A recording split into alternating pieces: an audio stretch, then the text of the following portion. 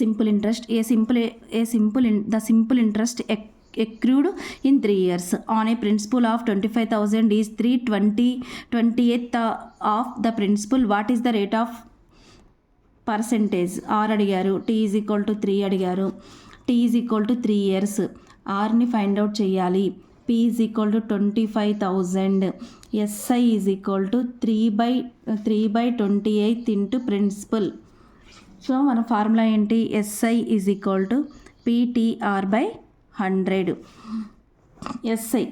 SI by P is equal to 3/20. So SI by P is equal to TR by 100. ఈ మొత్తాన్ని మనం ఎలా రాసుకోవచ్చు? 3/20 is equal to 3 into R by 100. ఇది cancel అవుతుంది. 5. R is equal to 5%. ఇంకా దీన్ని డీటెయిల్గా కూడా చేసుకోవచ్చు. చాలా ఎలా చేసుకోవచ్చు? మామూలుగా జనరల్గా అయితే SI is equal to 3/20. 3/20 P అంటే 25,000.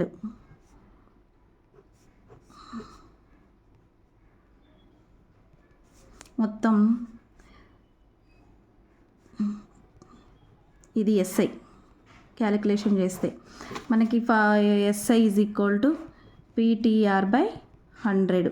SI అంటే మనకు 3,750 is equal to 25,000 into 3 into R by 100. ఇది క్యాన్సిల్ అవుతుంది.